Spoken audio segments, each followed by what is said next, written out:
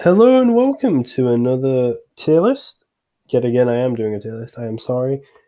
If you're wondering where is that trophy worth, it is basically tier lists are really good for me to edit and such. That I'm doing them right now because I'm quite busy. So for today, you get another tier list. I promise that series will be back soon. Just for now, bear with me. Anyway, today we're doing a Halo Combat Evolved tier list on the missions. Do forgive me if I forget some things because it's been a while since I've played Halo Combat Evolved, but I do love the game. And this, I do warn you, this tier list will probably be quite top heavy because I think this is a masterpiece of a game. Now, and keep in mind, I was quite young when I first played Halo, so some of this is maybe tainted by that. Like the horror aspects of some of the levels, namely 343 and the library, kind of scare me even to this day. Even though I know that it's perfectly fine, I know it's not scary, it still sometimes gets in my head. So let's start with 343 Got Spark. A very well designed level, like objectively, probably S tier, probably one of the best in the series. But for me, it's like, because I know that it's really good, I'm putting it B tier, but like, I don't like the level because of like I just don't like the cut the scene in it, the one where you put the soldiers like thingy recording into your helmet, like that scares me to my core, and I don't know why. It shouldn't realistically be that scary, and then the music drops, and then you're dealing with what they dealt with by yourself.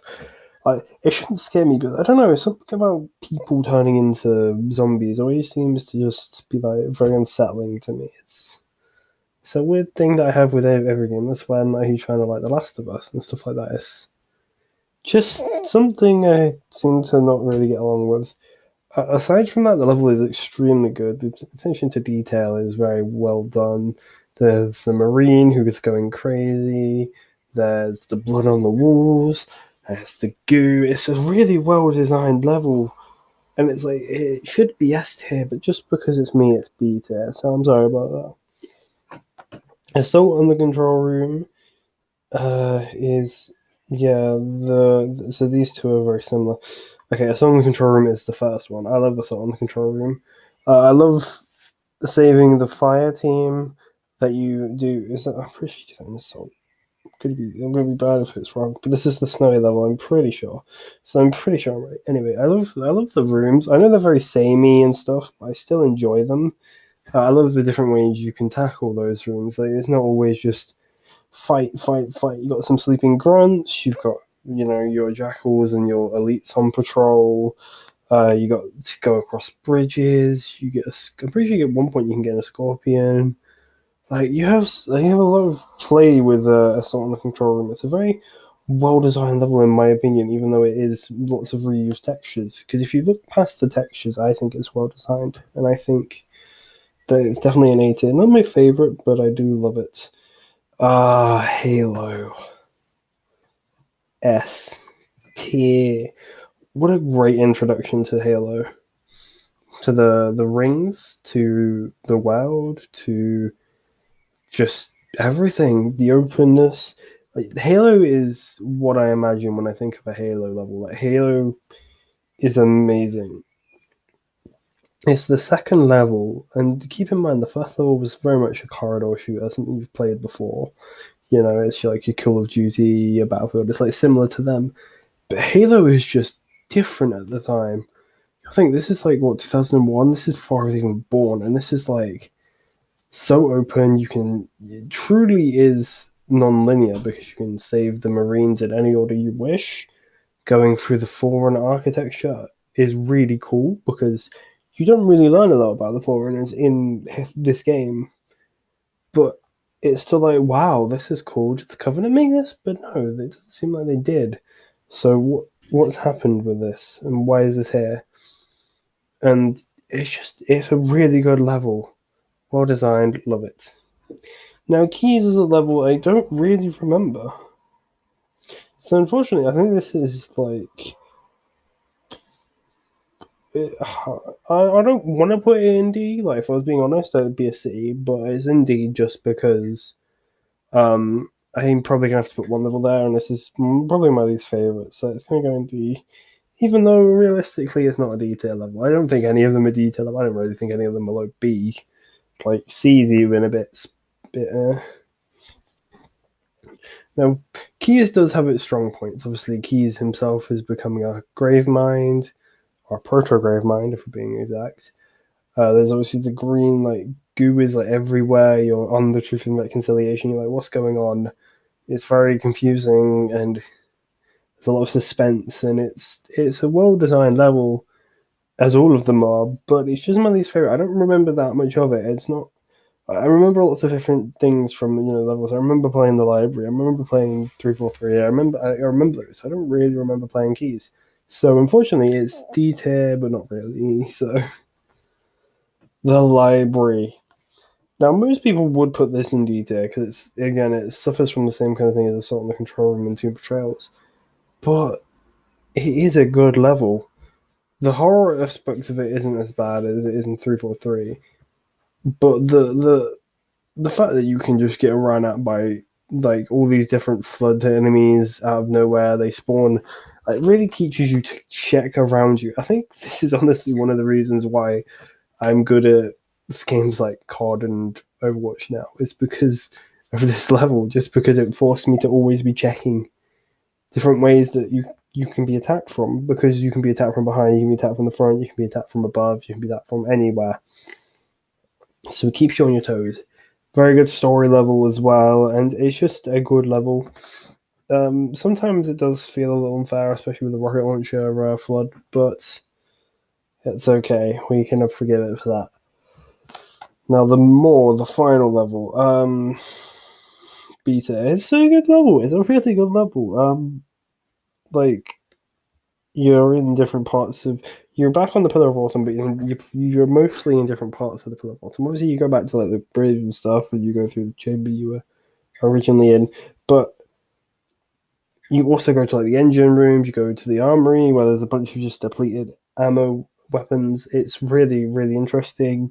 Then you've also got the Warhawk sequence, which is really good. You got that grunt Easter egg that's quite funny. Yeah, and it's a very good level. I do appreciate it. Maybe something that draws it back is you are on the Pillar of Autumn again, even if you are going to new areas. I don't think it's a very pretty level. It's not designed to be. It's meant to be very like rusty and just like dilapidated kind of level. And I prefer other levels, so it's B for this game. Overall, if I was doing my Halo tier list across all games, probably be an A. Keep in mind, I haven't really played the other games. I've just watched them. Unfortunately, I would love to. I've never had a Xbox. I've never had the chance to play 2, 3. I've played Reach before, and I've played 4. Never played 5. Haven't even watched Infinite, but I probably should. But I do want to play Infinite. That's why I've not watched it. I want to play it. Anyway, Pillar of Autumn. Honestly, S tier is a very good introduction to the world of Halo. Into the game itself, like the tutorial sequence itself is very well done, and like it's very iconic. Um, the fact that you have to run first, see the enemies without a weapon is quite interesting, and then it teaches you to choose grenades, cover, different routes, because you don't have to just go one way in the Pillar of Autumn. It's like you learn the basics of Halo in like a confined space, and then Halo, the level takes that and then amplifies it into an open space. And I think together those two levels work amazingly. And I think that is one of the reasons why Combat Evolved is one of the greatest games of all time, at least in my opinion. Another S tier game, S tier level though, is Silent Cartographer. I mean, just how much you can just do. You can fit warthogs into places you're not meant to like kill the brutes or to go inside the underground bit, or there's so much you can do with the warthogs. It's quite fun. Um, Aside from that, I mean, it's a truly like endless level. Like it's like 5 minutes of driving through water to get to to the invisible wall or whatever it is. It's like, wow. And then the level itself is very pretty. Lots goes on. You've got like invisible elites, or is it invisible? I think it's in the invisible hunters, isn't it?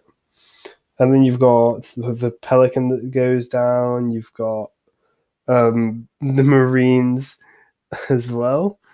That are just like, if you kill them, they're all like, "Hey, what the fuck you doing?" And they kill you. It's quite funny. It's a good level. It's a very good level, and I love it. Halo does open levels really well. Truth and Reconciliation teaches you about stealth and sniping. Extremely good level, extremely good humor. The Marines in it are funny as fuck. And Keys in it is also very funny.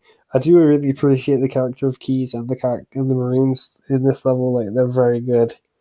And the whole level itself is very, very well made and just pretty to look at. So I think the Truth and Reconciliation is a very, very good level as well.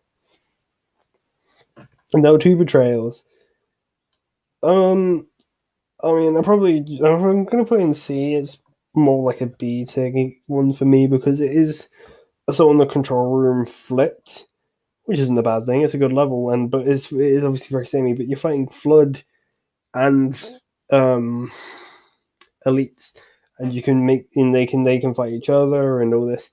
So it's not the same at all, and that's one thing I love about it. And it's implied that the fire team you saved into on the control room is turned into Flood, which is interesting.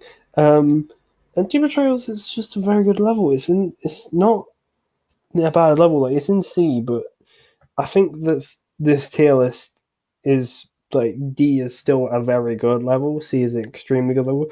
But these just because it's lowest on the tier list doesn't mean they're bad levels at all. I love Two Betrayals. I love Keys. I love all of them. They're all amazing. I know this tier list is kind of like sellout because, to be honest, pretty much all of them are SA and maybe a few Bs. So it's hard to rank them. But it's a masterpiece of the game, and so, as such, the levels are really well done, and that's just something you've got to accept. Anyway, that has been it for today's video. I know I've been rambling a bit. I'm quite tired. I've done a lot today, so I'm going to go have a nap after this. But let me know how you felt in the comments below. Like and subscribe and all that good stuff, and I'll see you next time. Peace.